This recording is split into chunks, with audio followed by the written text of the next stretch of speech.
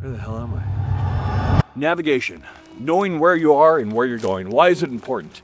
Well, it's vitally important because unfortunately, many people have died, not just because they were super lost, but they'd be found 100, 200, or 300 yards off trail, away from a road, away from a campsite, dead of starvation, of exposure.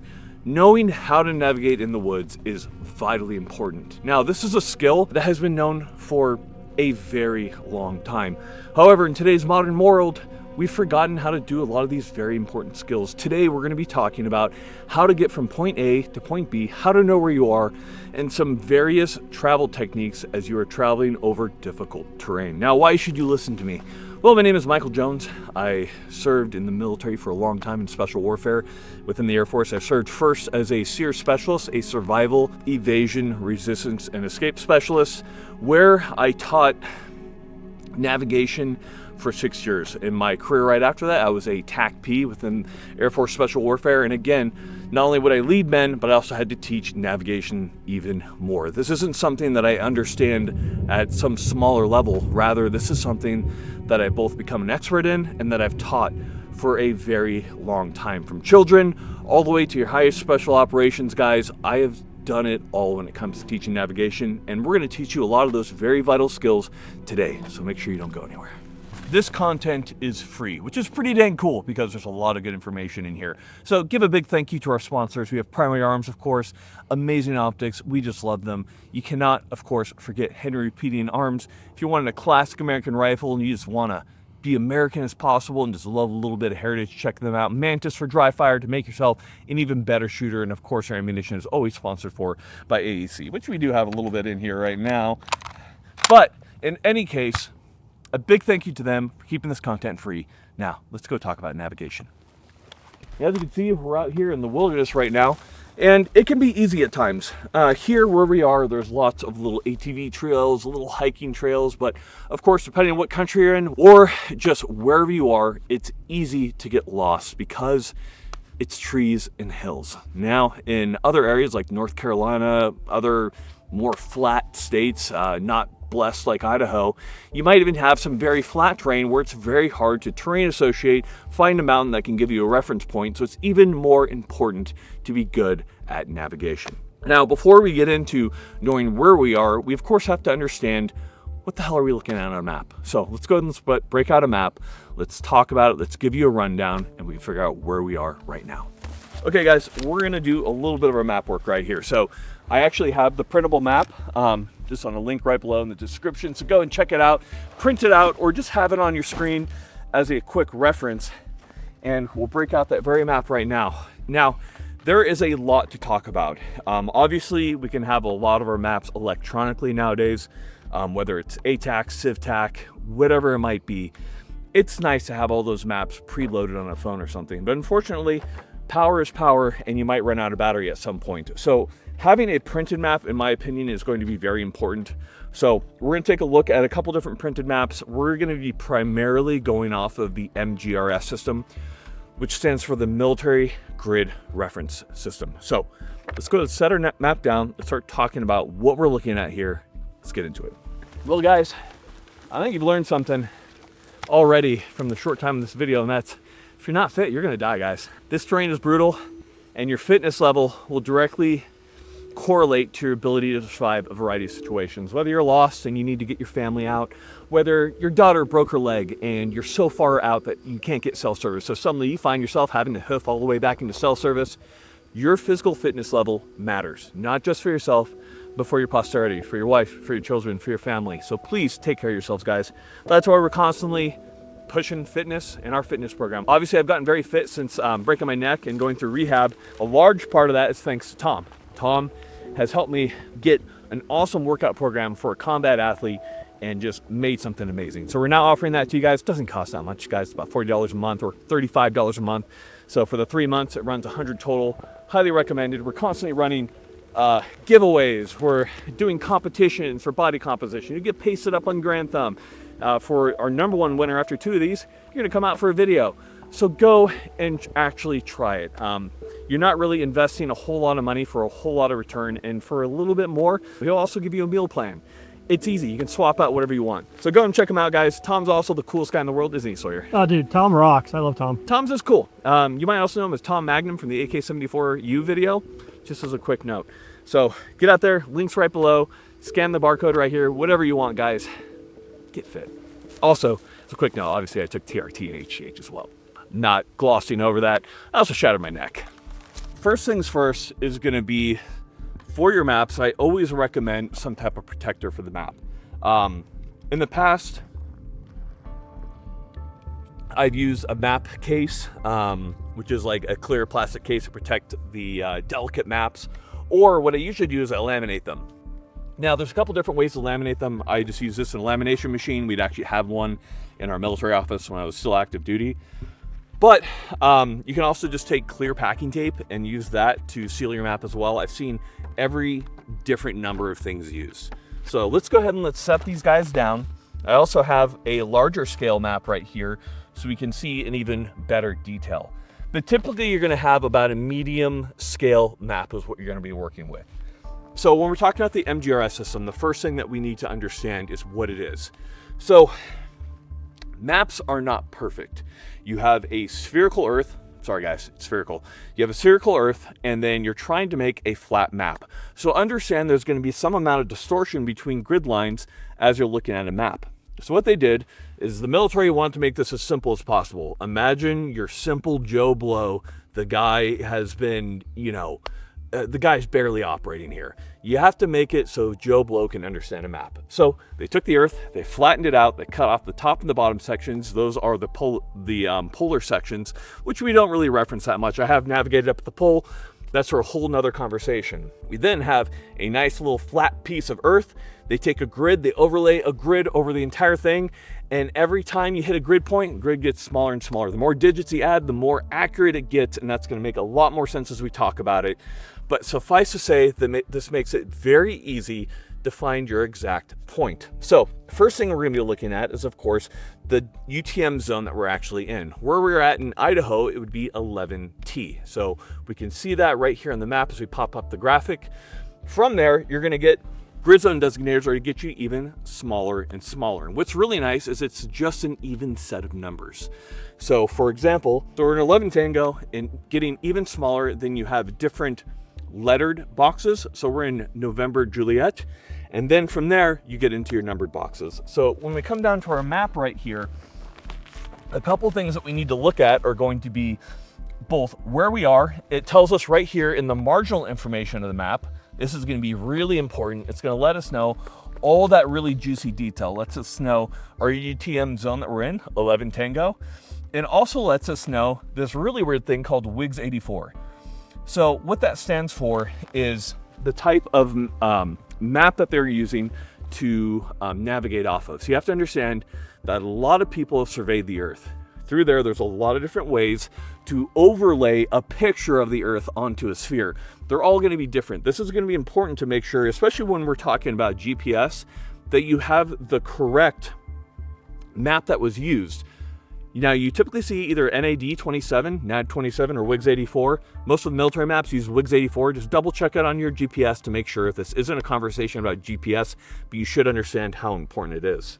Now, from there, other things on our marginal information is going to be our scale. So you see here, we have a 1 to 50,000 right here. That's a medium scale map. If you had like a 1 to 100,000, that would be a smaller scale map because everything's going to be smaller. And you can get even smaller. A lot of aeronautical charts are 1 to 100,000 or even 1 to 500,000. It's very hard to navigate off of those when you're going along the land because there's just not a whole lot of detail, but it is doable. In the military, we typically use 1 to 50,000, or right here we have a 1 to 25,000. You can also in cities get even smaller with a 1 to 12,500. So if we look at our 1 to 50,000, it'll also give you a scale. 1 inch is going to equal 4,167 feet. Makes things very easy. And if we go further right here, we see we have more marginal information. This is really important. We have magnetic north and grid north and true north all noted. A lot of norths, right? Nothing's true anymore. So we're going to talk about that in just a moment when we talk about navigation. To start with, if we look at our grid squares right here, the thing that we can kind of figure out is there's a lot of ways to write your grid coordinates in the MGRS system. If we're doing a full grid, it would be 11 Tango, November Juliet, and then we have the full series of numbers. It can go all the way up to 10 digits for 1 meter of accuracy. 8 digits would be 10 meters of accuracy. 6 digits, 100 meters of accuracy. We typically go with 6 digits. So if we take a look here, you can see that we have these numbers right here. And so when we're pointing at a map, what's going to be important is that we don't point with our fingers, because our fingers are fat and you're not going to be able to see precisely what you're pointing at. So we're going to use like a stick, a point of a knife, a pen, or something to annotate precisely what I'm looking at. So we're not going to worry about these small numbers right here. This 0.5, that has to do with eastings and eastings and westings. Not that big of a deal for what we're doing for navigation right here, but it is information nonetheless. Now, these larger numbers, the 8.8, and then you notice the 0.0.0. So the 8.8 is for a 1 kilometer grid square, which is what we have right here. So if we were to look at the point, which would be 8.7, say 4.1. So if you guys follow along with me on the map, if we're reading it, we're reading left to right and then up. We also call that run, then jump. So we're gonna go east and then north. So it's an easting line going right across here, and then a northern line. Now, if you have a question about directions, we're gonna pop up a little compass right here. You have never eat soggy waffles. North, east, south, west. Never forget that. You never will. Waffles, they have the compartments to keep the ingredients separate. If you have autism, they're not meant to get soggy. You want a crisp waffle. Isn't that right, Sawyer? Will do, absolutely. So right here, we have our compass. This is your typical lymphatic compass that's used within the military. There are a lot of different compasses out there, and there's a lot to talk about with this guy. Now, if you notice, very interesting, if you notice, this compass is also calibrated for a 1 to 50,000. Now, it can, of course, do others, but if we're using this to measure, it makes finding our coordinates very, very easy. Now, you can also use a protractor, and we'll talk about protractor work in a second, but for now, we'll stick to compass. So if I'm trying to find the point 875, 405, then what I'm going to do is I'm going to take my graduated straight edge off of my compass right here. And as you can see, looking down at it, the graduated straight edge is calibrated for 1 to 50,000. This map is 1 to 50,000. Therefore, it perfectly counts out everything that I have right here within my grid square. So I have 870, 871, 2, 3, 4, 5. So that would be 875. You could always put your little mark right there. And obviously it goes 876, 878, 879, all the way to 8710, which 8710 is not a number, it would be 88. So you're gonna read left to right, which is gonna be your easting. So my first chord would be 875. Then we're gonna get my northing, and I know I'm trying to get 405. I'm simply gonna count up, and we have that longer hash mark right there. So that would give us 405, put us in the middle of that trail. And that is how we would find our most basic MGRS coordinates. So those coordinates are always read as even numbers. That means an equal number of easting, equal number of northing. That way there's no question of, where does the number end? If I just said 87, 405, where's the demarcation? Which is why we always give even numbers. If you're not sure for one, you can't get an accurate reading, that would simply be 870405, but you can always get a little bit more accurate. So we understand a little bit about map work. Now you have to understand, I'm not gonna make you an expert. This is something where I took days and weeks to teach people to get them very good at it. And there's additional things to it as well, such as what do all the lines mean? So if we come down and we take a close look at our map right here, you can see that we have all these contour lines. Contour lines are showing elevation change on a map. So there's going to be what's called a contour interval. So the space between these two lines is going to be annotated on our map. Now, this map was made off Caltopo, which is a free software where you can just print off a map of any region. And typically they have a little bit more information on them. Typically in the marginal section, you'll have what the contour interval is. On most MGRS, you typically see about 40-meter contour interval between those lines. What that's going to mean is the closer these lines are together, the steeper it is. This can also help you with navigation and also for beginning to identify points.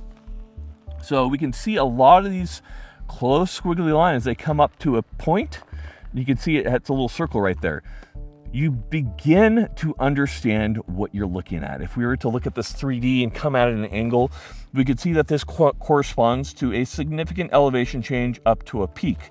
Now, what's going to become really important is getting good enough to where I can take my map and I can identify from the map different terrain features which will help me in my navigation. And you'll see that as we begin to navigate. But for now, the first thing that we're going to talk about is, where the hell am I? Now, obviously with a GPS, that makes life very easy. I mean, hell, Sawyer right now even has on a watch that's GPS that's incredibly accurate as my handheld GPS I typically carried with me for military duties. So GPS is great. However, GPS can fail, batteries can fail, infrastructure can fail. You can be in such a horrible region that you can't even find a satellite to get a signal, or even worse, the military can easily turn off GPS access, and then the other system, GLONASS, is not owned by the US, and that can easily also be turned off, as well as spoofed, which means that the signal is messed up and you'll get wrong coordinates. So we always want to be able to not have to rely on a GPS. A GPS is a crutch, so we're not going to rely on it as much as possible. What this comes down to, guys, is you should know where you are. You should be aware of your surroundings as you travel. Don't be driving around just zoning out, or out hiking with your family and just zoning out. Pay attention. Have a map. Know where you are. Get good at this. It's also fun to take your kids out and make them do map work, because a little bit of hazing did a good job for everybody. So what we're going to do here is we're going to talk about orienting our maps in order to get a good picture so that the map can perfectly match with the terrain that I'm seeing. You'll understand what I'm talking about in a moment here. To start with, let's take a look at our compass right here. So, Sawyer, if you want to come right over here, let's take a look at this compass. So here is our beautiful Linsatic compass right here. Now, here's the crazy thing. The Earth is magnetic, and we have a north-seeking needle right here. You can see that nice little pointer. It has a luminous line right on top right there, which at night will glow. It has tritium in it. Tritium will glow for a good 10 years before it loses it. And we also have another tritium line right here. I mostly use those for navigation. You can see the tritium's also underneath the east and the west to help you navigate. But we're not talking about night travel right now, so for now, we'll simply pay attention to the north-seeking needle. Now, this north-seeking needle, does it point to the North Pole? That's a great question. And the answer you'd think would be yes. However, the north-seeking needle actually points to magnetic north. Magnetic north is not the North Pole. Magnetic north changes because the Earth is a bunch of thin crusts of land that are floating on a magma surface, and this causes some amount of movement. And what's even more confusing is if we pop up a picture of what magnetic declination looks like, which is how far off from the North Pole is your north-seeking needle pointing, you'll see that it's not uniform. It's not just like as you get further from the North Pole, it's different. It's weird lines and waves because magnetism is weird and science is complex. Just understand that magnetic declination is extremely, extremely important to know. A great story about this is when I used to teach navigation. When TAC-Ps, I later became a TAC-P, but when TAC-Ps used to come to do navigation training out in survival, they spent all their navigation training in Florida. Florida, it just so happens, has no magnetic declination. Just a weird little thing about Florida. Probably why everyone's so weird out there. So because of that, if they weren't extremely astute or they were young and retarded, they would often argue with me on magnetic declination, saying that it wasn't real. So I would let them navigate for the first day without using that magnetic declination to see how lost they'd become. And it was very, very lost. Magnetic declination is real. Now, what is our magnetic declination? We can see it right here. MN, magnetic declination. It says 12.7 degrees. That is a very specific declination. Often with the accuracy that you can get from a compass, it's not going to be 12.7. I'm going to round it up to 13. It's not a great thing to do, but it's what we have to do because you only get so accurate. Another note is that these military compasses are very, very tough. However, they're not as accurate as some of the other compasses that you can get. That being said, I trust it because I want something that's always going to work. Now, another note is that depending on the compass, you do have some margin for error. These compasses can be anywhere from +2 to -2 degrees of accuracy. So understand that even if you do everything right, you can still have some amount of variation within your heading for errors, which is why we need to be as precise as possible, why we need to be as detailed as possible with our notes. So pop that open. We have our north-seeking needle, and in addition to that, you can see headings or azimuths. So these are our degrees. Those are in the red. The black is mils. We're not going to worry about this right now, but those red numbers are all degrees of navigation. So when you're talking about degrees or a heading or anything like that, you have 0 all the way up to 359. So essentially 360 degrees, but 360 is not a real degree. So 0 to 359 degrees of travel. 0 degrees. So if you were to take an azimuth of 0 degrees, that means azimuth being which way my compass is pointing. You can also say heading because that's the direction that you're heading. We would say if we were on a 0 degree heading, we're headed straight for magnetic north, but not specifically the North Pole, right? So if we wanted to go east, that is going to be at 90 degrees. If we want to go west, that is going to be approximately 270 degrees. And of course, south is going to be at 180. So you'll learn these degrees more the more you do it, but just no matter what, don't forget, never eat soggy waffles. Remember that. That stuff's important. Now, a couple things to note here. One, these compasses can induce errors. If you see right here, this little piece right here is used for sighting and shooting points, which we'll be talking about in just a moment. But in addition to this, this is magnetic. When I put that down, that locks that dial. See how it's not moving?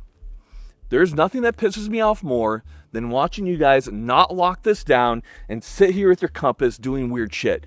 This is a delicate precision instrument that already has errors that can be present just from the manufacturer. The last thing you need to be doing is to not have this locked down and to have it bouncing around. Take care of your compass. When you're not using it, close it, take your thumb hook right there, close it, keep it nice and secure, keep it secret. If you notice, I have this nice lanyard. I always keep it lanyarded to myself because there's nothing worse than losing your compass. Take care of your equipment, for God's sake. If I see any one of you with this guy open just willy-nilly, that is an immediate 50 push-ups as a quick note. So let's get down to our map right here and let's talk about orienting our map. First thing we need to talk about is your map has to be folded to fit into a pocket. They're often much larger than this. It's just nothing you can do about it. You're gonna have to deal with folds in the map. That is life. I'm gonna find as flat of an area as possible because if I'm off kilter, it will begin to bind up that compass. This compass does need to be held level. This will become very difficult when you're going and traveling on hills, and you'll get good at it. So I need to find as flat as an area as possible. And in addition to that, I need to make sure to keep any metal away from my compass when I'm trying to point angles because it is a north-seeking needle and will point towards anything metal. You're never gonna hold your compass here. You're never gonna hold your compass by your gun next to that. You wanna hold it away from yourself to ensure that it's getting a good reading. And this comes down to something else as well. The Earth just doesn't have dirt, it has magnetic materials in it too. So when I set my compass down on my map, something that I want to do is I also want to gently lift it off and check to see if that north-seeking needle is moving. The reason I'm doing that is if I lift it off the ground and that needle shifts dramatically, that's going to mean that there's something magnetic in the earth right there that's drawing the needle, which means I won't be accurate with my readings. You have to be the smarter bear. This might seem very complex, but dude, in the 1910s and 1920s, those people were doing this no problem. So either we're dumber or I think we're just dumber. Make sure that you're doing that. Okay, now we're going to get to the fun part, orienting our map to make this map match up to what we see around us. So we know that as I rotate this map and compass together, I can begin to orient it. Now, here's what I'm doing. I have my graduated straight edge right here. Nice long line. I have these nice north-south running grid lines right here. I'm going to line these two up together keep them as straight as possible, and I can rotate this entire thing together to point it north. That's fine, right? Not quite, because we still have magnetic declination. So we can account for magnetic declination if we were to find headings off of this map right now, because as I shoot directions after I orient that map, I'm using this compass to find the heading that I need to find on the map. But what I prefer to do is I prefer to bake in the magnetic declination immediately. So when I have this down, it's obviously pointing north right now, but that's not actually correct for navigation. I have to account for the fact that I'm going to be navigating using my compass, which is going to be subject to magnetic declination. There's two different ways to navigate off a map. Compass, like we're doing right here, or protractor. They're both going to be slightly different. And to be clear, every branch is going to teach something slightly different. Survival, we did map and compass.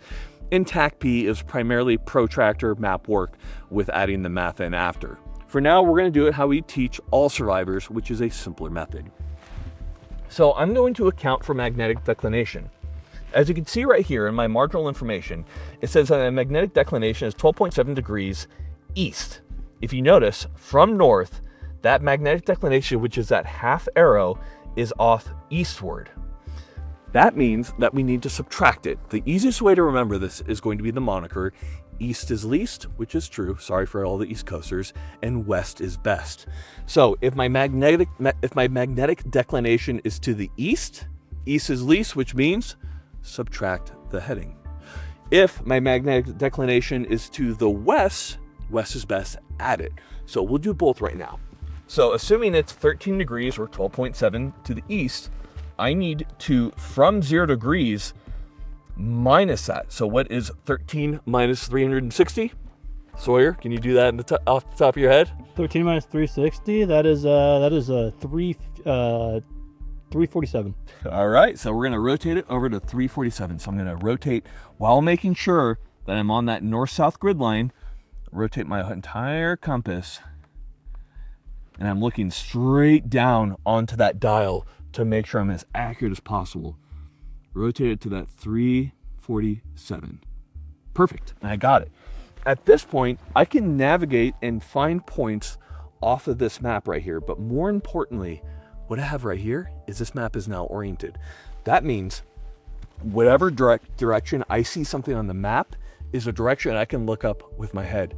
Basically, in simple terms, this is like a HUD from Far Cry, from Call of Duty, from Battlefield. You know how the map's always locked to you? That's what we just did. Now whatever is on my map is precisely where I'm looking at right now. That's cool, right? A little bit of science magic right here. So I'm gonna do the same thing right now with my larger map. You guys don't have to worry about this too much, just so it's easier to see.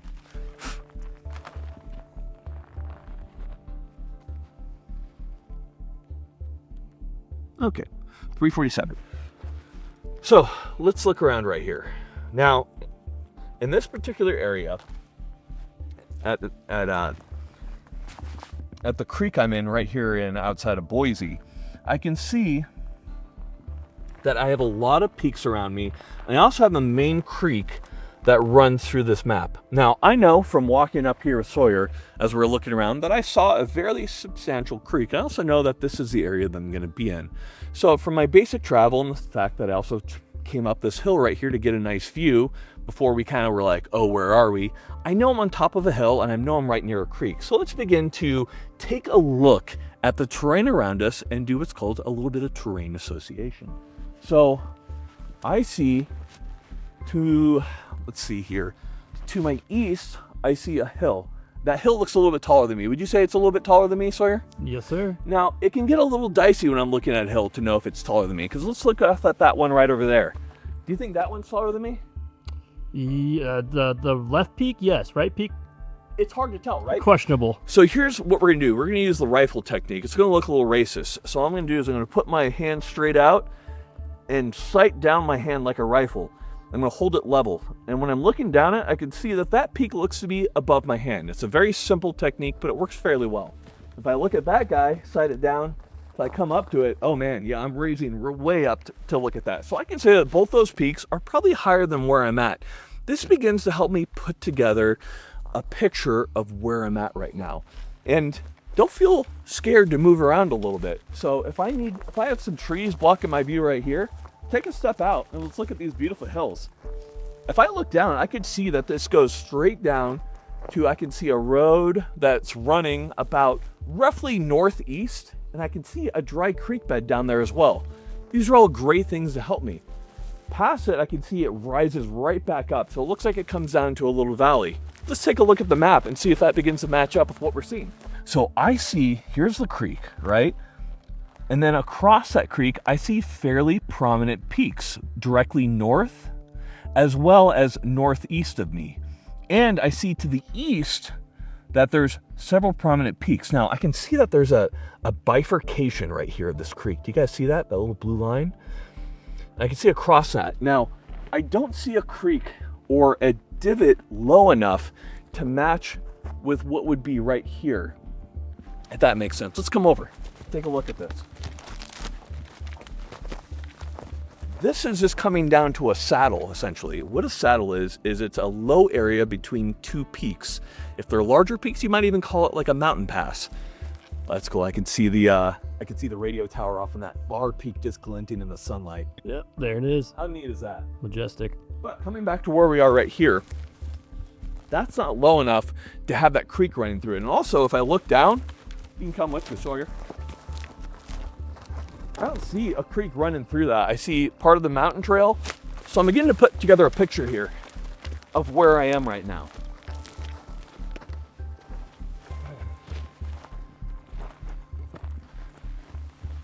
So looking right here, I know that when I look to my east, there's a hill, a fairly prominent one that's taller than me, and there's no creek between me. So that discounts me being right here. But if I come just west of that, there's another peak right here that's lower than the peak right here. Now, a quick way to kind of no bullshit yourself is you can look at the contour lines, and at major points, you're gonna see the elevation written right here. You guys see it? It's 3,800. And if I go across from there, I can see that those contour lines go up a significant amount of contour lines to that next peak. That begins to look like, I think this might be it. But I always wanna talk myself out of it. I don't wanna be like, yeah, I'm pretty sure. Let's do a couple other things that might prove this. Directly north from me, there should be a fairly prominent peak on the opposite side of that creek. If I take a look over there, oh dude, look at that. You see how prominent that guy is?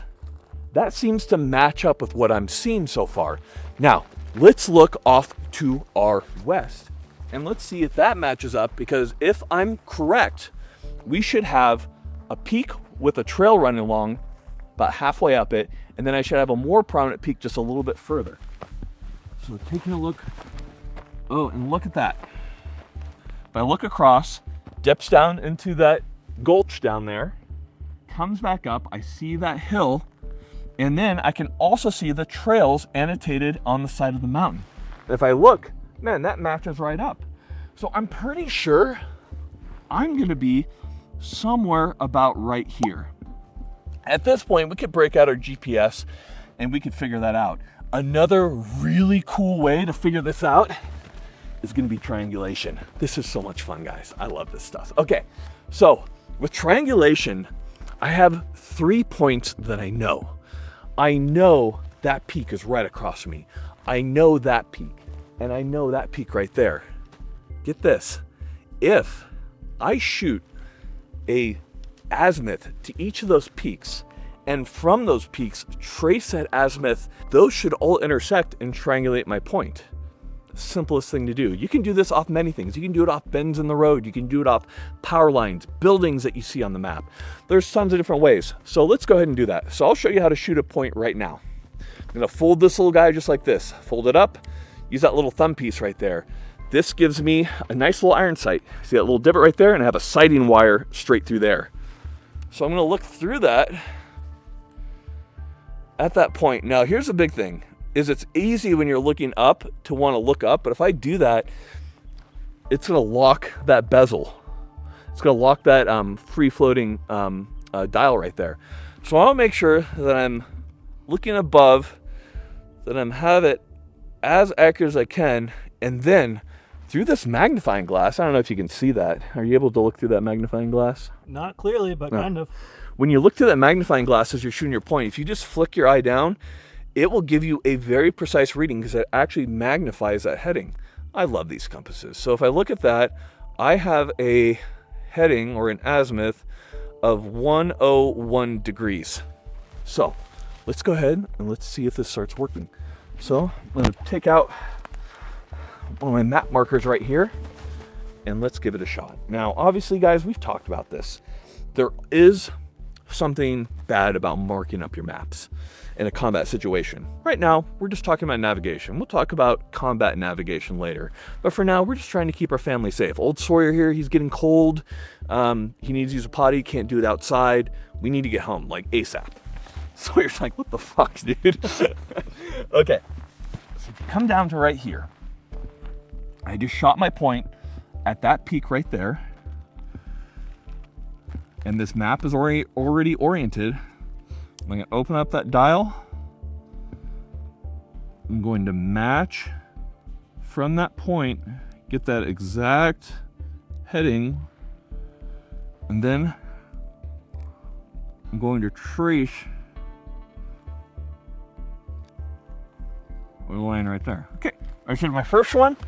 Now, you need to do at least 2, but I prefer to do 3 because we want to be good at what we do. Here's what's going to get a little weird. You want to typically shoot it from where your map is, but I can't quite see that guy. There we go. Get down low and I can see him. Set that up. Going to shoot another heading right here. Okay, this one's at almost direct north. This is at 350. Now, if that big one was a 350, so rotate that. As you can see, I'm putting my straight edge at that point right there.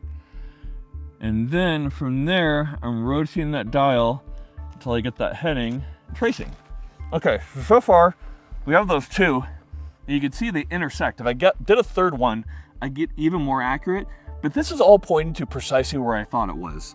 So let's go ahead, let's write down in our book our exact point right here. So it says we're right on top here. So if this is true, I know that there's a more prominent peak on the eastern side, right here, that this should extend out. Now here's where it gets a little bit crazy, right? Come take a look at this.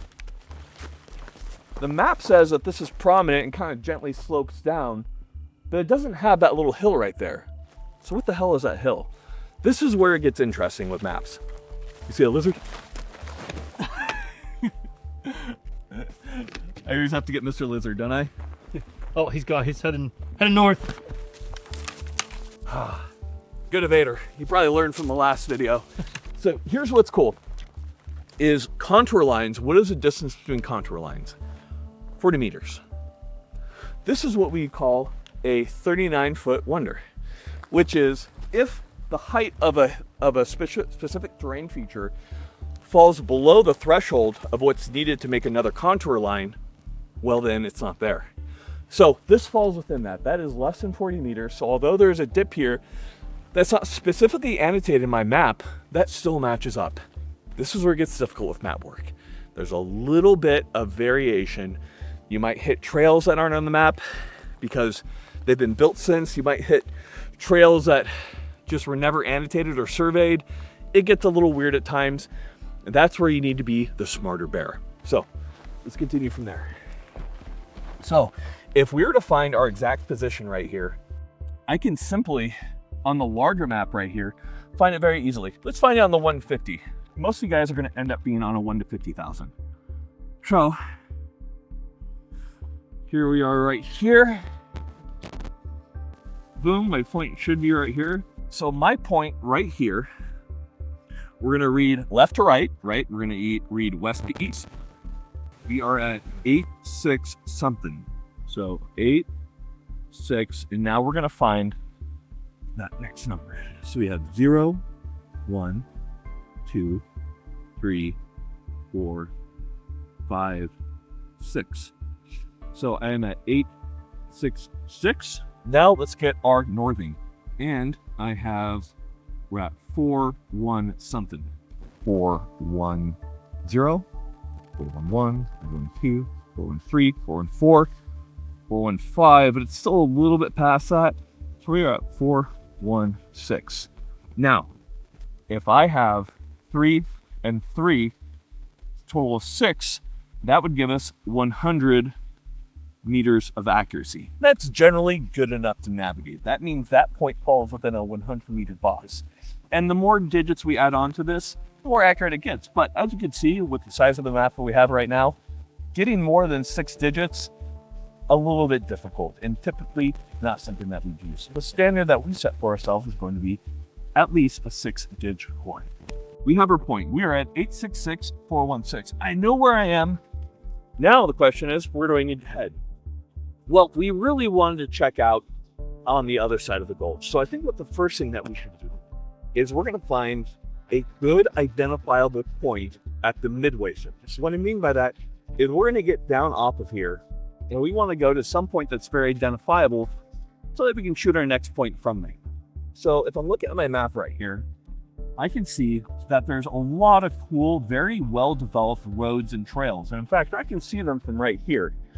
Now, it might seem a little crazy to have to put up a huge navigation checklist to do this short navigation movement, but you can imagine that in the fog of war, in actual fog, in rain, in bad environments, or if my environment around me was even more dense, it could be really hard to look off and just be able to see it. So it's very important that we have all these navigation checklists together. We want to go to this nice fork in the road right here. Now, it is an off-season trail right here, so we have it right there. Now, here's a problem. If I want to hit dead onto that exact fork, what's the problem with that?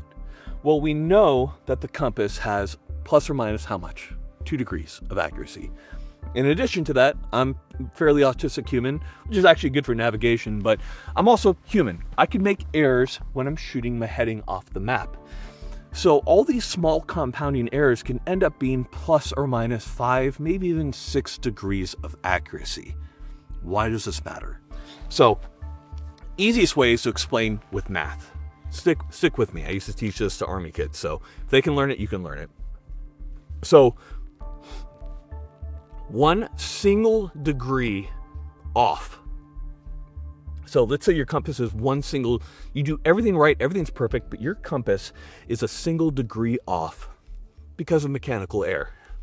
Well, a single degree of being off over 1,000 meters, which is 1 kilometer, equals 17.8 meters off of your objective. Now, that doesn't sound too bad. But if it's more than 17, if it's more than a degree, let's say it's 2 degrees, you're well over 30 meters off of your point. So why that matters is if we don't know where that mechanical degree of inaccuracy is coming from, is that to the west? Is that to the east? When suddenly I step out of the thick woods onto a trail, I know my people have been through Ranger, TAC-P, SEER can talk about this. You just step out of the woods navigating, suddenly you're on a road, you have offsets that you weren't aware of, and you're like, okay, which way's the intersection? Is it that way or that way? Not that big of a deal when it comes to just navigating a nice area like this right now, but when we're talking about military applications needing to hit a precise point, that can be dangerous having to travel up and down a road. And in most military schools, when they teach this type of navigation, traveling the road is not allowed because you should be good at navigating off compass, pen, and paper. So that's why what we're going to introduce when we're trying to hit a precise point that's not very easily identifiable. For example, if I'm just heading up to a peak, that's pretty easy. I don't need to have an offset. But if I'm trying to hit an intersection of a road, we're going to introduce our own offset to make sure that I know which direction I am. So in this case, after we find our heading, we're actually going to introduce a 2-degree offset from that point to the west. That way, when I step out onto that road, I know to my east is going to be the intersection because I made that specific choice to introduce that offset. So a lot of talking, let's do some doing. So I have my first point. Now I need to mark my second point, which is going to be the intersection. So we have point A to point B. Let's go through our navigation checklist. first things first, guys, I'm gonna make sure that my map is oriented. Again, this might seem like it's taking a long time right now, but once you get good at this, this is quick. Okay, map's all oriented.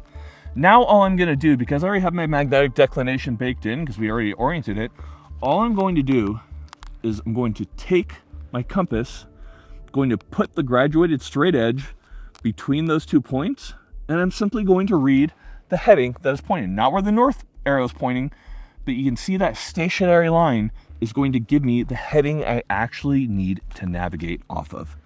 So I, of course, hit that right there.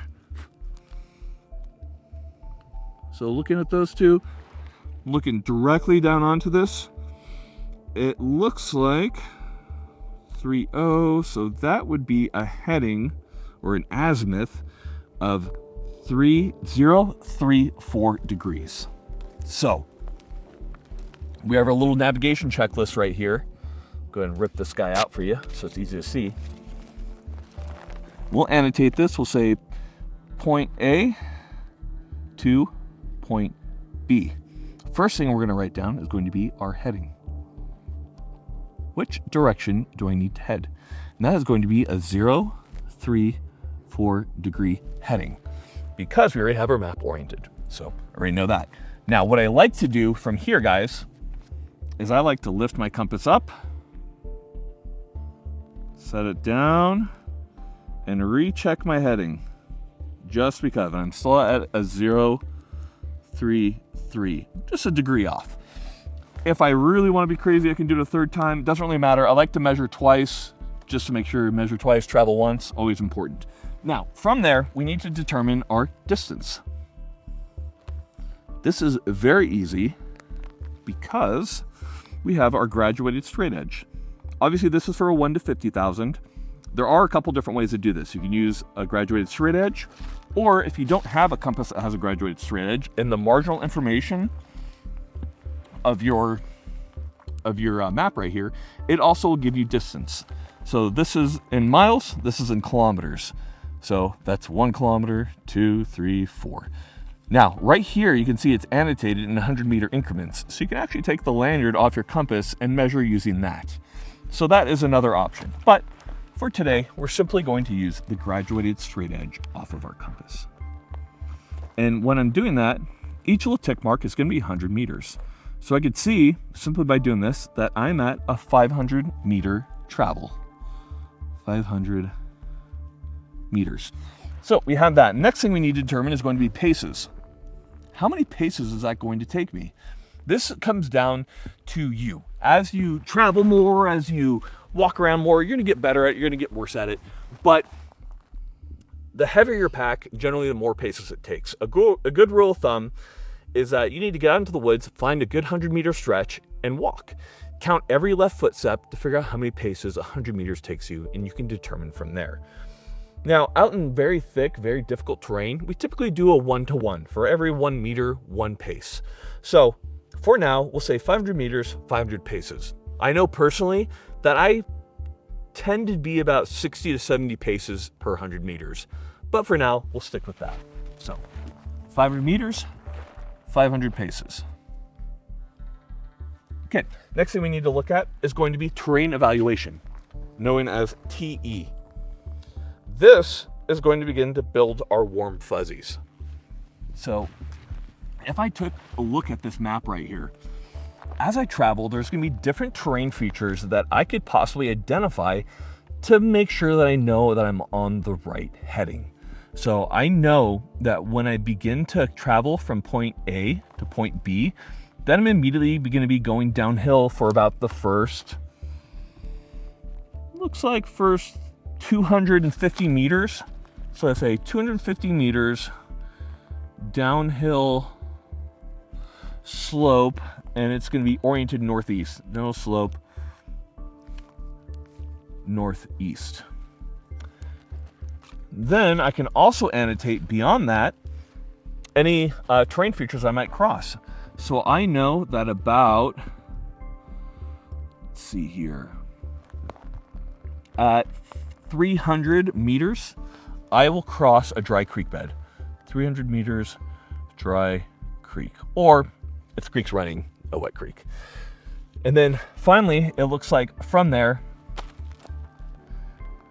300 meter and on, gradual slope to intersection. Okay, so that gets us that. Next one is going to be point description, PD. What am I going to? I am going to an intersection, but we need to be more precise. What does that intersection look like? Just look at it with me, guys. I know that that trail is running west to east. I have a fork that is going off down to the south east right here. So we'll write that down. We'll say west east running road terminates to fork with southeast trail. Okay, so we have our different things put up here. You can also put what's called known as a backstop up. So a lot of people will do this. So backstop is essentially, what's my too far point? This can be important because a lot of navigation that you can do out in the woods, there might not be a very identifiable point. So a backstop is simply going to be something that lets you know that you traveled too far. So in the case of our backstop, that can simply be the road, the west to east running road. I know if I pass over that major road, I'm probably traveled too far because that's beginning to get past my point. Or another backstop could be I begin to hit a serious mountain right there. That can also let us know that we've gone too far. Is everybody tracking so far? You guys feeling good? All right. Well, all it comes down to from here is everything looks good on our map work. We've made everything that we need to do using our map and compass. Pretty simple. We'll talk about protractor work once we get down there. But for now, let's go ahead and let's travel to our point. So things I like to keep handy on me. I'm going to keep my notebook and pen handy right here. I'm going to keep my map handy. Now there's a bunch of different ways to fold it. Do you fold it into the map, out of the map? I like to fold it into the map personally, but everything's personal preference. Keep that somewhere that you can get to very easily. And then any other supplemental things, make sure that you put them away, that they're stowed. And then anything that's important, namely a compass, it's going to be important to have that lanyarded off to yourself. Why? Well, the best way that I can say it is that nature is a greedy bitch. She can take something, she will. And these trees, they are greedy. So there's a couple of points we need to make here. So first off, one thing that we know is that we need to do an offset. So we measure directly to our point. So I'm simply going to introduce 2 degrees of offset onto my heading. So I need to do that 2 degrees of offset to the west. So if I'm looking at my compass, to the west would be minusing from that in this case. So I have a heading of approximately 034. So I'm going to shoot for a 032. And I'm going to annotate that as my offset. That way I know that once I hit the road, that approximately 30 to 40 meters to my east is going to be my intersection. So we have that. We have all of our warm fuzzies right here. We have our notes. I would say we are prepared to navigate. Are you feeling pretty good? Feeling damn good. Now, a couple notes about burden carrying your pack. Obviously, with like a little teeny pack that you are typically seeing people carry, not a big deal. But as we get up in body weight, it becomes a bigger deal.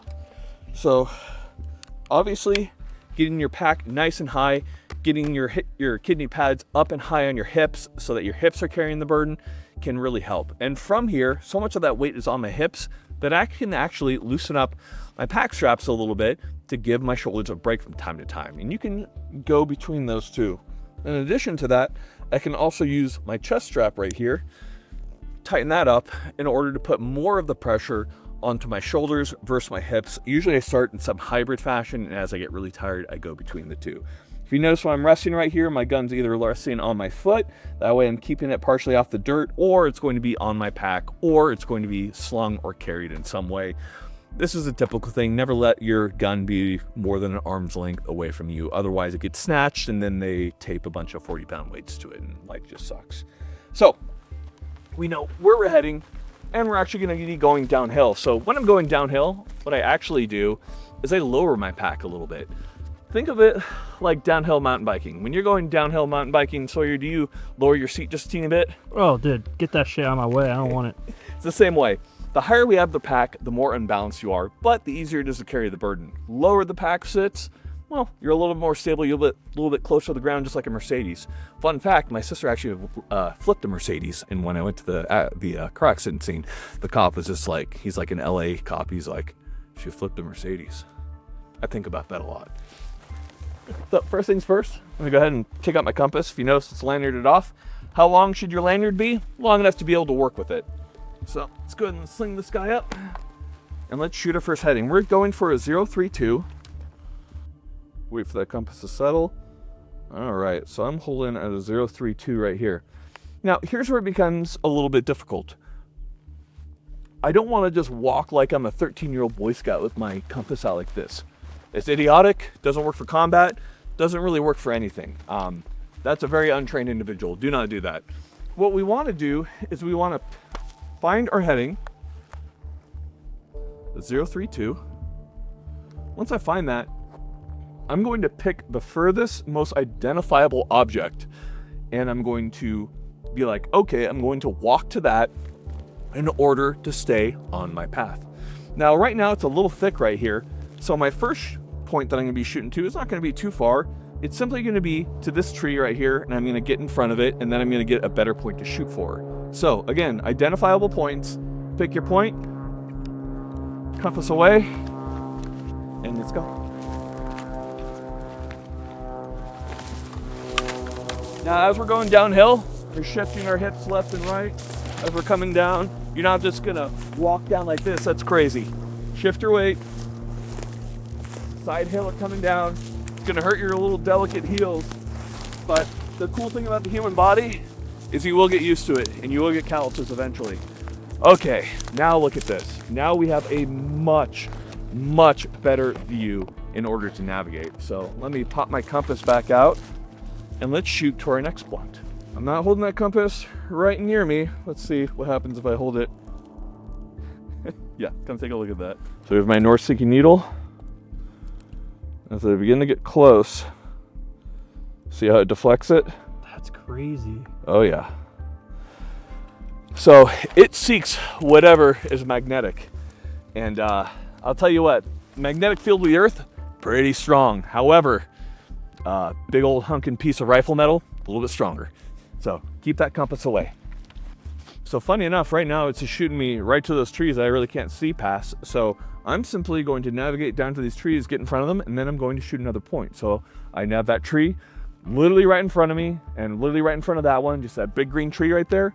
Close up my compass. If you're worried about that lanyard catching on something, just wrap it up, guys. Now, you can see how much of an idiot it'd look like if you tried to have your compass out while traveling through this. This is why it's important that we have our compasses away while we're traveling, so that one, we can pay attention to where we're going, and in combat situations, keep our situational awareness around us. Straight lines don't work. So it's nice when I can pick a point. I know I'm heading down to this tree right here, because I can find the easiest route to get to it to make my life a little bit easier. This is why it's important not to just stare down at your compass and travel. Now, I have traveled to my tree, so what I'm going to do is when I shoot my next point, I want to try to stay on as straight of a line as possible, because if those objects that you travel on are slightly off, you're kind of doing a little bit of this. So we want to try to get as close to that point as possible. So I'm going to get right in front of this tree that I picked. That way I can be as accurate with my next point that I shoot.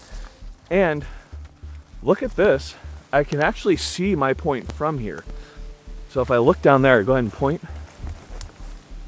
So I can actually, so not this one right here, but just off to the right, you can see where that fork is, where it's coming off. So what's cool about this is this makes it much easier for navigation, because I can simply pick a very identifiable point down there and travel to it. And strictly speaking, if I was not with you guys right now, it'd be fairly easy to know where I'm going at this point. But for instructional sake, we're going to continue to navigate the way we've been doing. Another thing too is this: you're pointing in the complete wrong direction.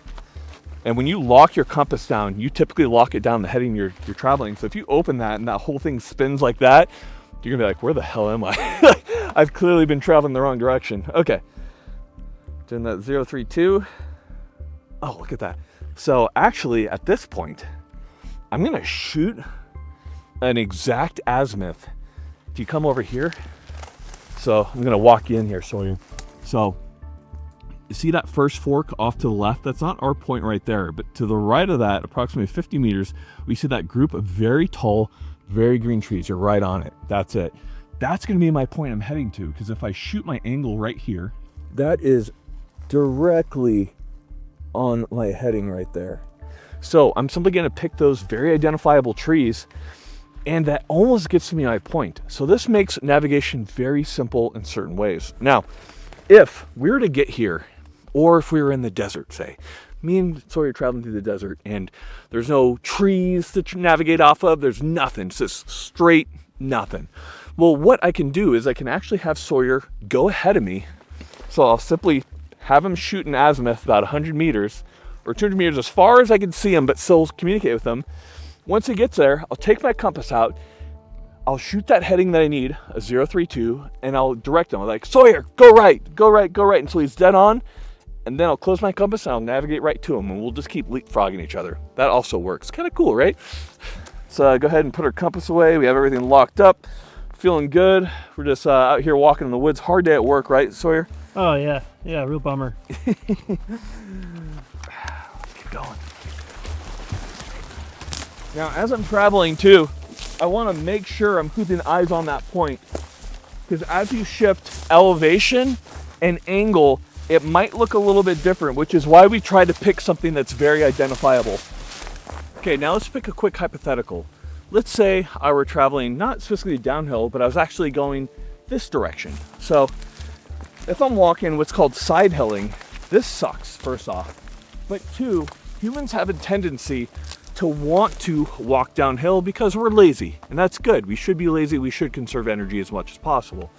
So when you're navigating, this can be a problem. So one thing you can do when you're sidehilling is whenever you pick a point, because you always have a tendency to kind of drift down the hill a little bit, you pick the upside of the tree. That means the side of the tree that is most uphill as you're traveling, to ensure that you're not getting sucked down into that gulch or that valley too badly. That's a quick note. And I still got eyes on those trees and they're looking good. See this little charcoal right here on the charred tree? You know, there's forest fires all the time. You can actually use this for camouflage, just like makeshift camouflage, darken up your face, darken up your hands. We're not evading right now, but just in case. It's very dry wood.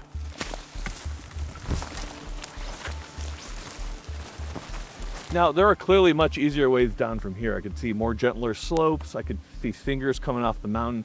That would make travel easier.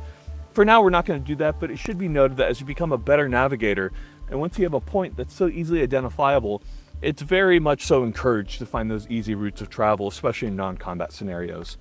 But if you want yourself to suffer, you guys to suffer, or just to practice a little bit, we're going to continue on that straight line.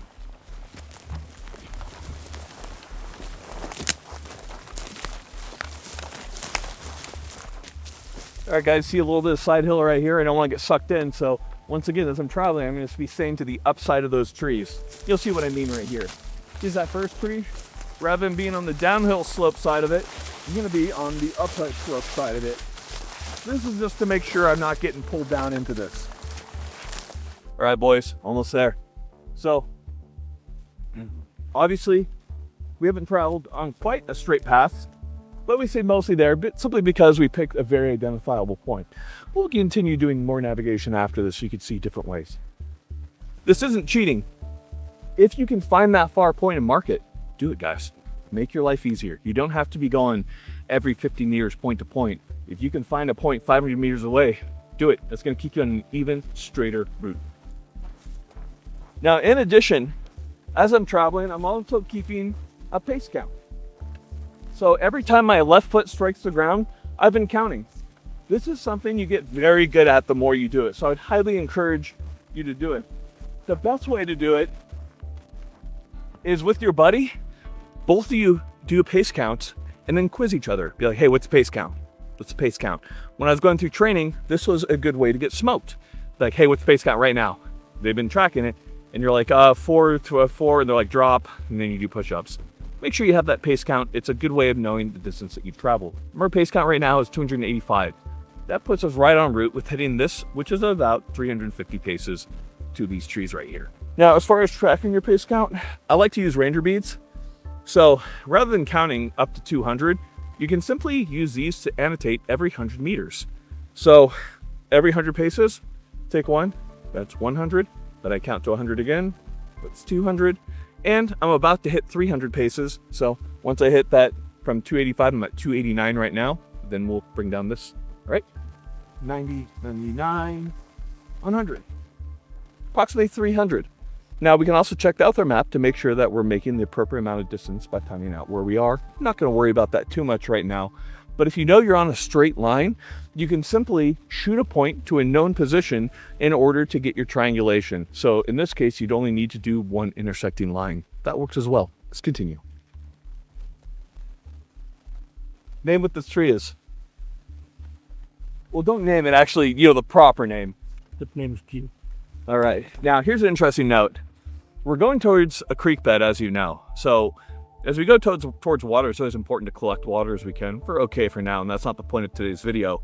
But some ways you can tell is a change in vegetation, as well as the area will begin to cool off the closer you get to a water source. Always take a look at that. I could definitely feel the cooling effect as we got closer to this creek right here.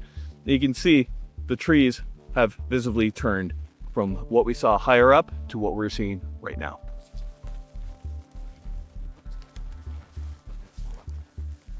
Oh, that's a big bitch. Okay. So the question people say is, what do I do when I just hit this? Go through it. Okay, we have a creek problem in our ear. Oh, branched perfectly with my ear. Oh, did it? That sucked. Yeah, how'd that feel? That did not feel great. Okay. Shouldn't be too bad. Hold.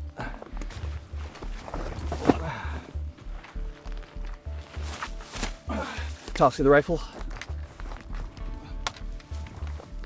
Camera. It's still rolling. Hey. Smells really nice with some mint.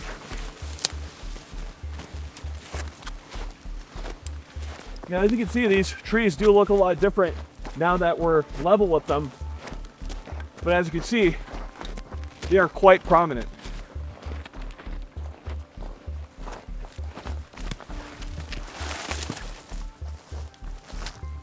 That was a big old one right here.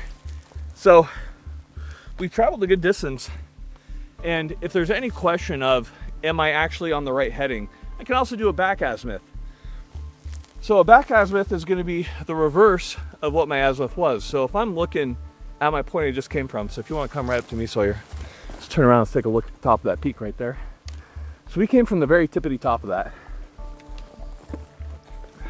So my back azimuth from here, and to get my back azimuth, I'm holding that 032, taking that luminous line, and simply rotating that till it's at the bottom.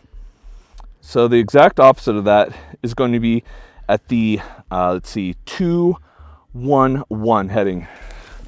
So a point of 211, and look at that, guys. When I point that 211, that points me directly at that direction it came from. So I know that I'm holding my exact course, and that's looking good. That's a good warm fuzzy. From here, I'm simply gonna shoot my next point, and we should be getting to the road fairly quickly here. All right, get that 032. I got that next tree right ahead. It's about a solid 20 meters right there. We'll continue with our pace count. And I'm at 350 right now, 353, okay. You can always tell when somebody doesn't know what they're doing because they bring up the compass and they're like. As far as the rifle, why do we have it? Well, you're in the woods.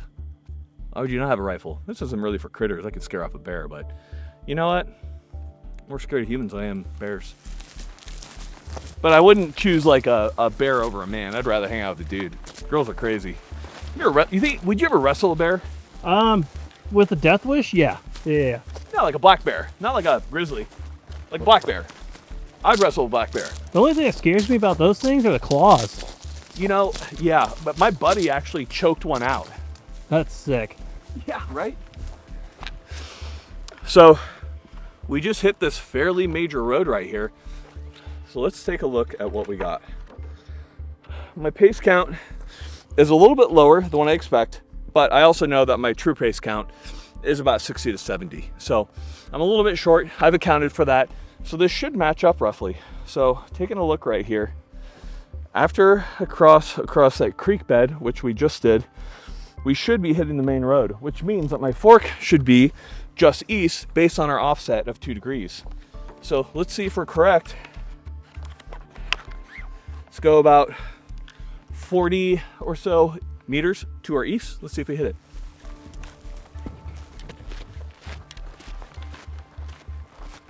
Now, going through training, we weren't allowed to do large offsets like this. Everything had to be very precise.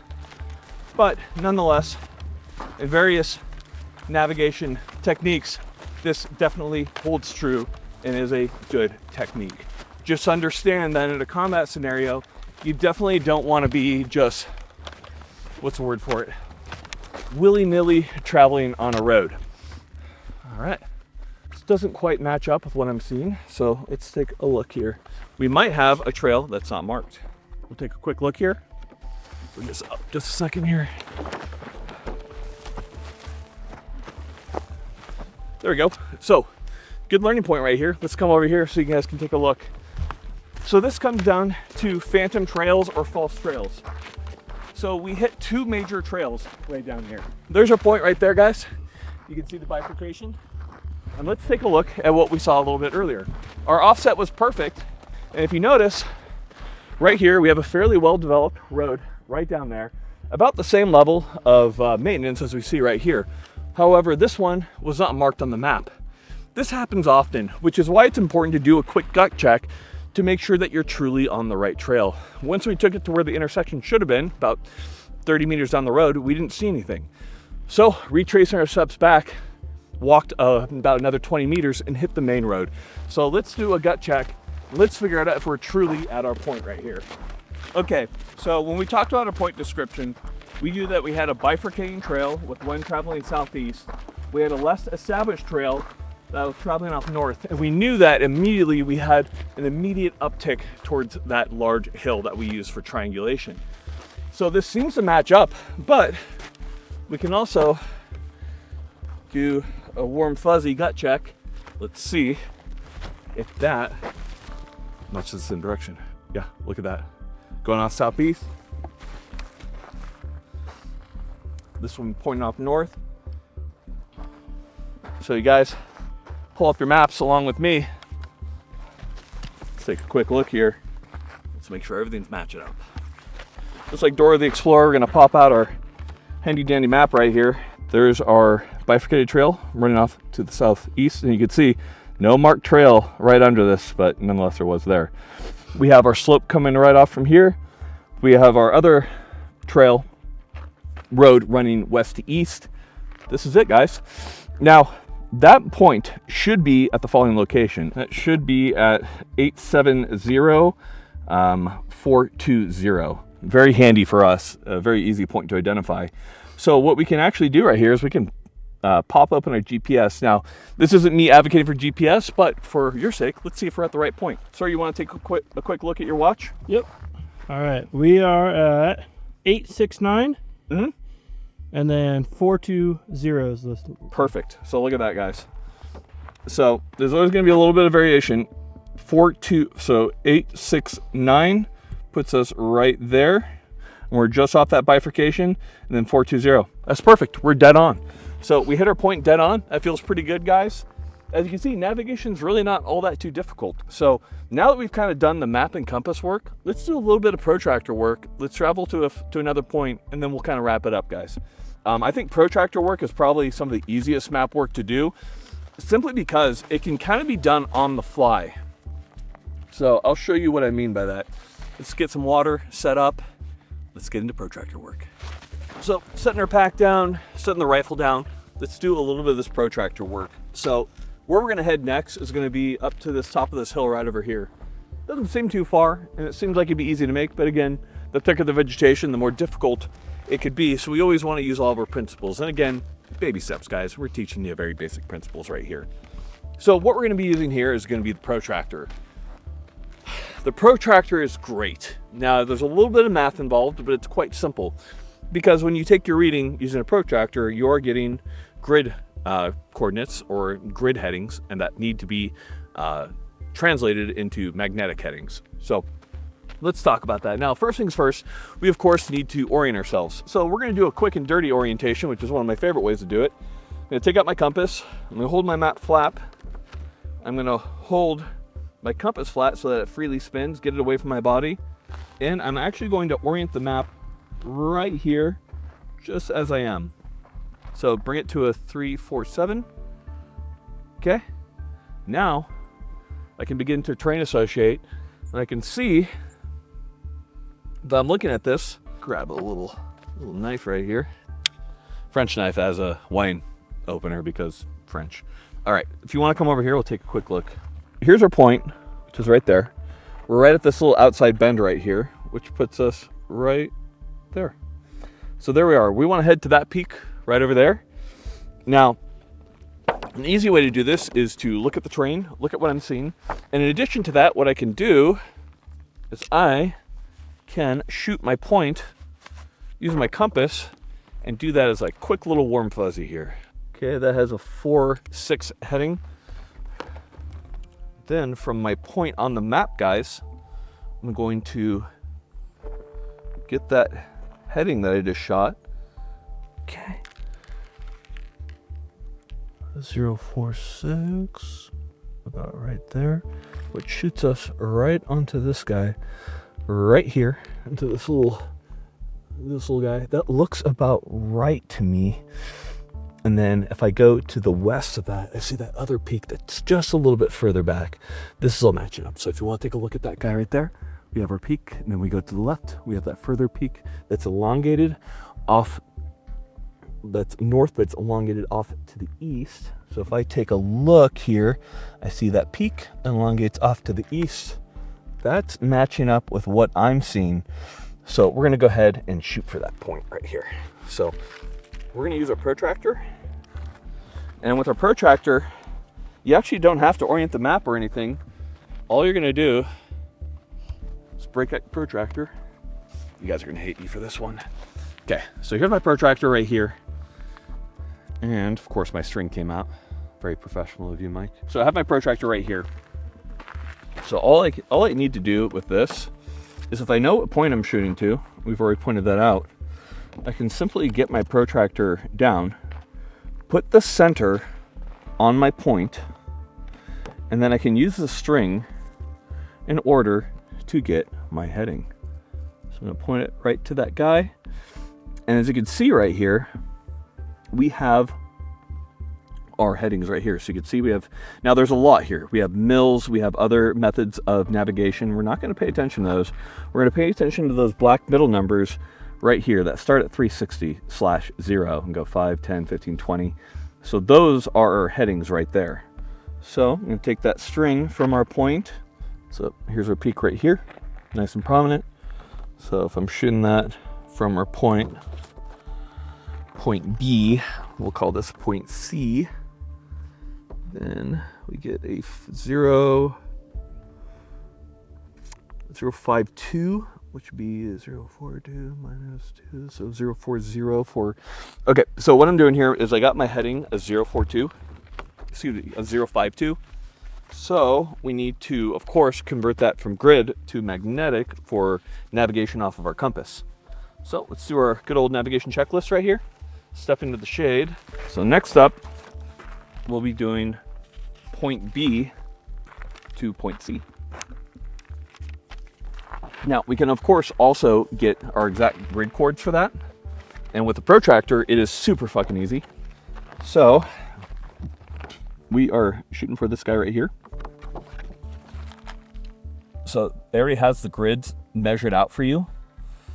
So all you're gonna do is bring this to zero it out, and then you count onto the grid line right there. So that's going to be 8, 8,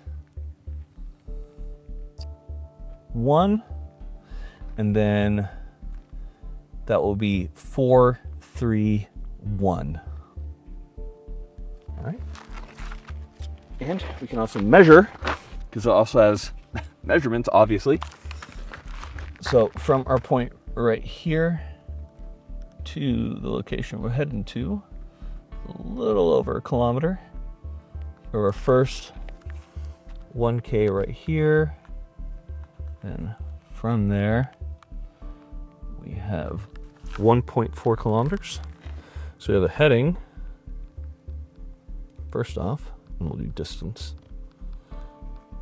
Okay, so distance, 1.4 km. Heading was a 052, however, converting that to magnetic, we know that's going to be negative. We have to account for magnetic declination, which is 12.7, so minus 13, so that would put us at 039. So 039 is going to be our heading, and we always have to convert to magnetic to navigate off of our compass.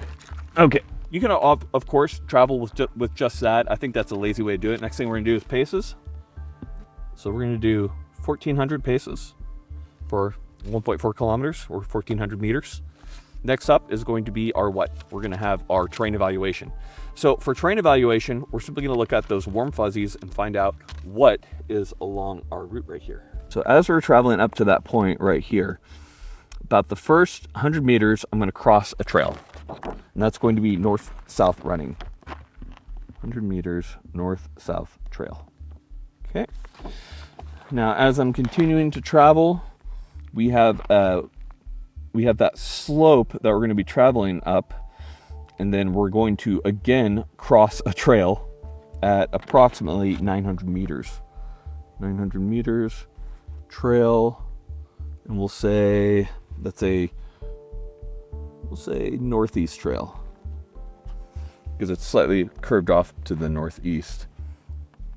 From there, we're going to hit at 1,000 meters. We can hit a flatter area. As you can see right here, it kind of gets a little more stable and not as icky as what we were seeing before we hit a final point. Okay, point description. So what does our point actually look like? Oh, sorry. So we have a prominent peak right here that elongates off to the east. So this isn't something you need to spend too much time on, guys. As you get better at this, you're gonna be pretty quick. When we would do this as SEER and TACPs and special warfare in general, it's quick. You'd be given 4 or 5 points and you're expected to get all of this material down for all 4 or 5 points fairly quickly, and to not be wasting time. This should not take a lot of time. We're going slow because, well, it's your first time learning about it, but with good practice, you should be able to knock out 4 to 5 points in about 4 or 5 minutes and get that going. Go ahead, pack up, put our protractor away. How easy is that protractor? Isn't that nice? That thing is bougie. Protractor's the way. But knowing both methods, always good. You never know when your protractor is going to break or what have you. So the nice thing about a compass is compasses are pretty tough, so that method always works. All right, just getting our morning exercise in, isn't that right? Unlocking our compass.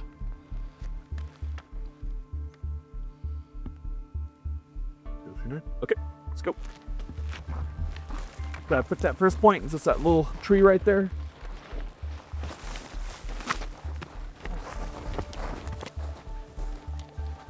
Okay, once I hit the first point, I'm gonna get as close to it, right in front of it, so I'm right along my route of travel. And break your compass back out and get our next heading. So we should be able to shoot a pretty far distance right here. I actually shot a point all the way to that peak. So we're bypassing this first one right here and we're going to that far one. But oh, that was too easy. We'll make it a little bit, we'll shoot this first tree right here and then we'll continue from there. I'll show you guys what I mean. Okay, got right here. So we'll continue doing these little point-to-point navigations so you guys can see what that looks like. So at my next tree, pull in that 039. Got my next point, and head over. These are shorter shots right now because we're not really able to see our point as much. And this is illustrating that as it gets thicker, you're in a lower terrain, it's important to be very precise with this.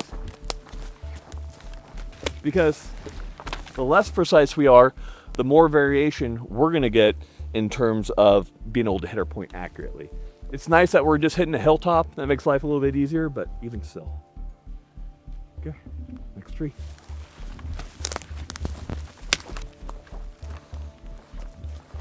Tree right up here.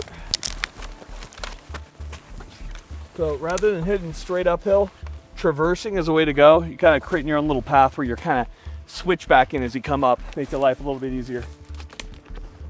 And I'm just about to hit 100 meters, and I'm just about to hit that trail too. So that is absolutely perfect. Let's continue. Look at that. So we just hit this trail right here. And if you remember, we said in the first 100 meters, we were gonna hit a trail. So let's take a look and let's see if that matches up. So here's where we started, coming across, coming up to that peak, and we could see that we're supposed to hit this trail that is roughly going at it looks like it kind of bends down right there. We can see that sharp hook. Perfect. It's fun when that all works out, right? So this matches up exactly with our point description. It should be curving up around there. Yeah, you can see it actually goes right by our point. So if we were not in a navigation exercise, this would be great to follow. But in combat, bad situations, don't travel on trails. So we're going to continue on. You could say we'll be kind of shadowing that trail. So we could actually consider that trail a bit of a handrail, which makes our life a little bit easier. This is so much fun. All right.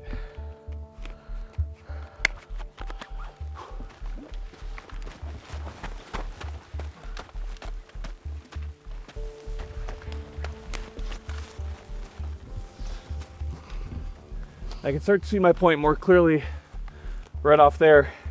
And we're going to be side hilling it for a bit, which sucks, but it's part of navigation. Sawyer's like, fuck.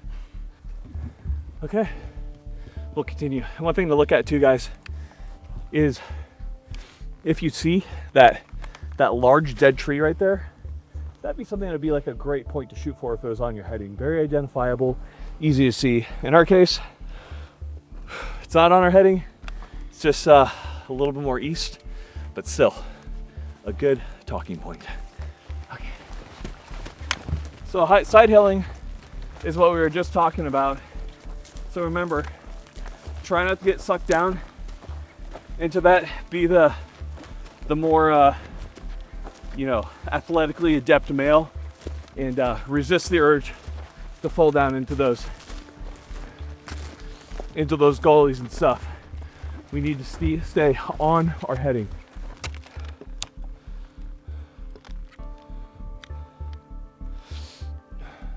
As we're traveling too, when we're traveling as well, I like to take a quick look and see what I'm seeing as well. This part of this hill partially blocked our final destination that we're headed to, and it all matches up. If you take a quick look with me right here, you can see the more prominent hill that we saw is blocking us from our true point up here. But as you can see, after crossing right here, we are on a very steep hill right here. This all matches up. Again, if we weren't doing a navigation exercise, I would take the easier terrain. But you guys get to watch me suffer, just like you will suffer when you do this. POV, you're in DayZ. Have you played DayZ? I have. I was about to say, what would make this DayZ is we get to our point and get shot out of nowhere. Oh yeah, DayZ is, I stop for a second and just get popped by that fucking lever action. Yeah. Every time. I used to hide in that airport and just pop people. I know.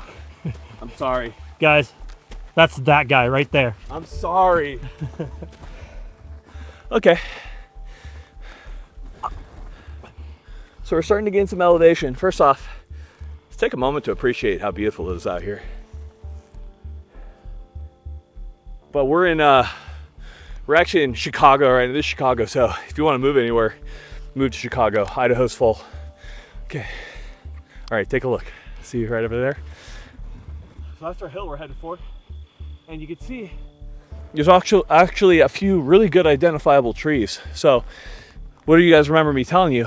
If I can shoot a further point, guys. So we're gonna shoot that tree that's very identifiable on the hill. Oh, that's perfect. Okay. Yeah, that's dead on my heading. How nice is that? Okay, so we'll take a second and let me explain to you what you're gonna be looking for a point. But if you come right alongside me, Sawyer, I'll show you. All right, guys, so looking at the top of the hill right there, you can see that we have 2 or 3 groups of trees. But furthest left, there's a dead log that's making a V. You see how it's just standing upright? Now, to the right of that is that bunch of trees, and to the right of that, after a gap, is another bunch of trees. That center bunch of trees is where we're going for. And although that V dead tree is kind of off our heading, that's very identifiable. I'm gonna remember that. I'm gonna use that as my gut check once I get up there. So I know once I get up there, that V right there is also a good warm fuzzy. So we're gonna continue, and as we go, we're gonna do our terrain association as always, but this is a nice long shot and will probably get us the rest of the kilometer all the way to our point. If things work out for you, let's do them. Okay, you ready to do a little Daisy in real life? Let's do it. All right.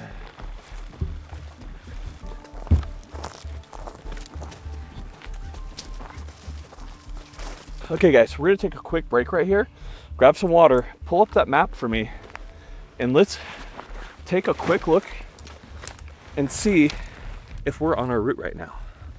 So let's take a look around us. Let's see what we see. So if I'm checking my map right here, I know that as I'm traveling, I'm gonna be sidehilling for about more than halfway, approximately 3/4 of the way. And they're gonna be small fingers of land. And as we've been traveling, we've been hitting these little juts coming off. So that all seems to begin to marry up. But another thing I can do is I can also look off in other directions and see if everything matches up. So I'm gonna do a quick orientation here. Okay, now off to my west, there should be a very prominent peak. So that's matching up with precisely what I'm saying. It goes down between the gulch between us, drops down, then comes directly up. So that's all matching up. Another thing I'm looking at is just off to the west of my point, there should be another very identifiable hill. You can see right here, guys, there she is, right over there. How nice is that? So this is all matching up. Again, you wanna talk yourself out of it, not into it. So if I'm looking at this, I want to also double check if there's anything else I could possibly identify this for that is not the actual point. Excuse me, for the other references that we're looking at.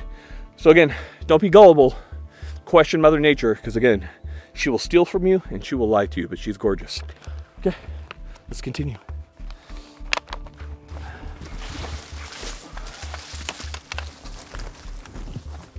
All right, for my outdoors guys out here, see this right here? See it's all flat, kind of worn in?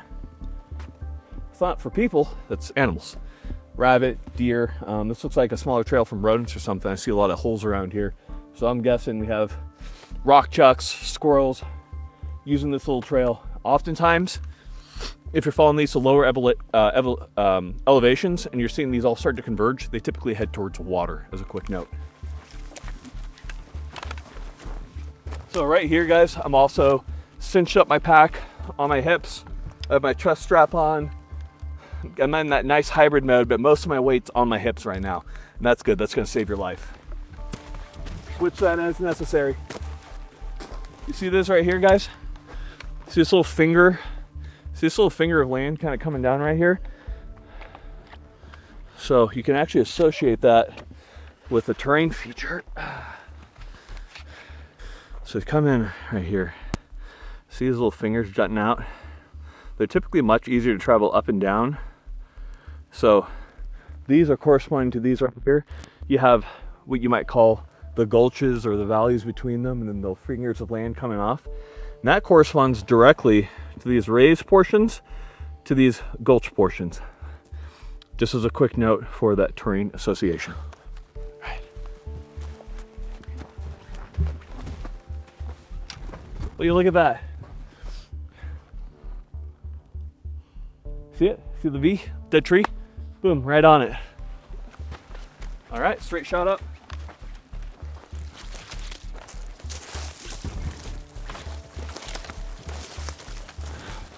When I did my fam phase in survival, I lost 40 pounds. So it's pretty skinny. Our navigation phase was 3 days later. So I got home, ate as many hamburgers, chili dogs, and donuts as I possibly could to try to gain weight. And then we immediately went into travel phase, which is about 10 days of travel. And so I ended fam, emaciated, pounded a bunch of food, went to travel phase. We also had about 1,000 calories a day, which sucked. When I came back, I was so ape shit jacked diesel. It was so cool. And then, you know, the rest of this year ended up eating all my muscle and then broke my neck and I took steroids. And now I'm jacked. Grant on Lord. All right, guys, see all these needles right here? It's easy to slip on these. Point your feet outwards when you're coming. Just a weird kind of duck walk. That's gonna help you if you can't traverse.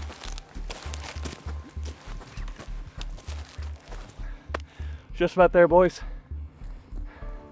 It's another 100 yards NBD.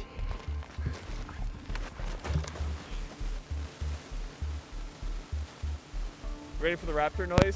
Yeah, let's hear it. Ooh. Pretty good, right? That's pretty good. Yeah. Believe it or not, I think that is the official Grand Thumb mating call. Here, do the yips. Oh! Higher. Oh! You know, I've never had anybody quit when I was a steer guy. Not even girls, anything, but the one time I had somebody close, he's this colonel. He's like in good shape, he's like 55. We were coming up a hill like this, like hold it level and show him how steep this is. Like show him the other way. Like this is crazy. The camera doesn't know just the, does not do justice. Look at the trees. So he just goes, fuck this, and pulls the emergency release on his Alice pack.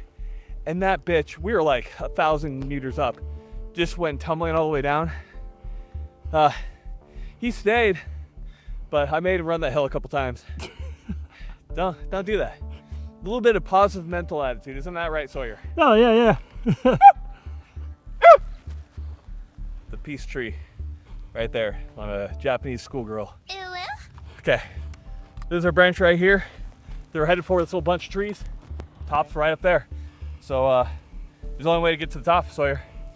Keep climbing. Nah, sprint. Sprint, oh. Yeah, you ready? All right, hold up. All right. You have to keep it playing while we do this. It's rolling. Okay. You guys ready to see me kick Mike's ass? Mountain biker reversed, guy who took trend. Yeah. 3, 2, 1, go! Oh shit, he fast! I show speed! Let's go, Sawyer!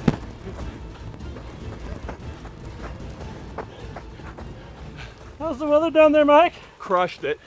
Good job, buddy.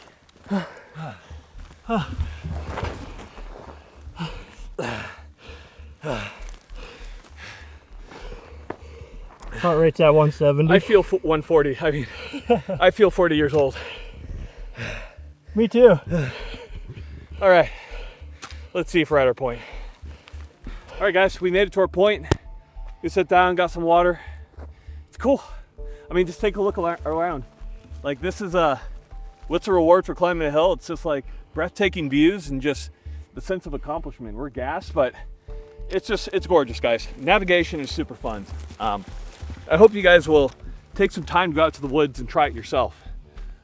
There's tons of state land, most of your western states, and even your flatter states that aren't as good. You guys still got some good navigation stuff. So get out there and try this stuff out. Get out with your friends, have fun, bring your kids out. These are all cool things to teach and to just try out. We used to, on the weekends, going through TACP, like go out and try navigating just the hardest possible points we could. Just because it's a little bit of fun, a little bit of camaraderie, and there's nothing like a little bit of shared misery. Now, guys, the important thing is going to be compasses. If there's one thing I can say about compass, have your main compass, have a backup. This is a Sunto. It's a very simple compass that you look through a little window here at the back. I always recommend having some type of backup. There are other methods to navigate besides compass. You can navigate using the sun. You can navigate using the stars. There are so many ways. I've navigated using the stars multiple times. I've navigated using the sun. Just understand that a little bit of preparation on your end, i.e. a map and a compass, can save you a whole lot of headache, because history has proven that people have died even in very well-established camps and national parks simply by being barely off trail. Understand your environment, respect nature, because she's unforgiving. And if you're not ready, you're definitely gonna pass away.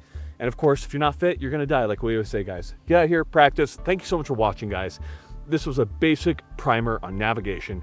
We'll be doing further videos on combat evasion at night, combat patrol movements, etc. There's a lot coming. Stay tuned. Thank you so much for watching. We got nothing else for you guys. Final things for you guys. Get some fresh air. It's good for you. Chicago's not that bad. Yeah, Chicago looks great. This is great. A lot of doctors and Future lawyers. future lawyers out here. And also, if you guys are going to comment asking what Mike's wearing in today's video, it'll be uploaded to our Patreon tomorrow. Gear check, baby. Gear checks, Mondays, after our videos. Okay, now we're just gonna roast one into the air.